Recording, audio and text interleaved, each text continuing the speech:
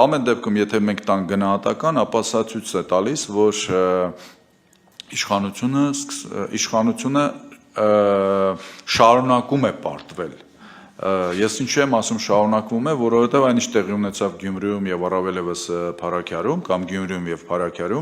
Փարաքյարում տեղի ունեցավ, դա այն նույն տենդենսի շարունակությունն է, որը որ մենք տեսանք, ասենք նույն Երևանի ավականու ընտրությունների ժամանակ, ի վերջո հիշենք, որ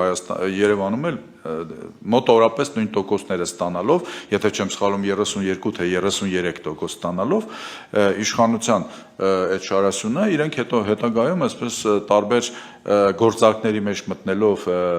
տարբեր մարդկանց այս ցուցակից այն մյուս ցուցակ գողանալով, վախացնելով, էլ իսկապես նստացնելով կամ հակառակը ինչ որ մեկի բարեկամին ազատելով սենց գործարքներ անելուց հետո միմիայն իրենք կարողացան Երևանում վերցնել իշխանությունը։ Այս առումով ես կարծում եմ այս տենդենսը, որը որ մենք նկատում ենք առնվազն 23 թվականից, թեպետ եթե ավելի խորանանք, ապա նույն նոյեմբերյանում իշխանությունը բանինը չի նույն այնտեղ էլ ապրելու երկրի ներկայացուցիչն է նոյեմբերյանի այդ բանի համայնքի ղեկավարը, հա, խոսում ենք քիչ ալավերդում էր այդպես, հետո ինչ են արել, բայց տենդենսը նա է, որ ընտրությունների արդյունքում այս իշխանությունները այլևս չեն կարողանում վերարտադրվել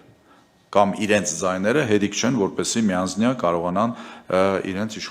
իշխանությունը վերարտադրել։ Սա փաստ է։ Գյումրին եւ Փարաքյարը իրենք համապատասխան տրենդը ձևավորեցին, համապատասխան տրամադրություն ձևավորեցին։ Ես կարծում եմ, որ քաղաքական դաշտում նաև նոր բանավեճի թեմա դարձան, այսինքն կարելի է ընտրություններով հաղթել, թե չի կարելի հաղթել, գիտեք, այդ դիսկուսը արդեն գնում է, այդ հավերժ դարձած արդեն քրոնիկ դարձած դիսկուսը, արդյոք կարելի է ընտրություններով հաղթել, չի կարելի եւ այլ, այդ բավականին ծայրահեղացված է դիսկուսը, էլի։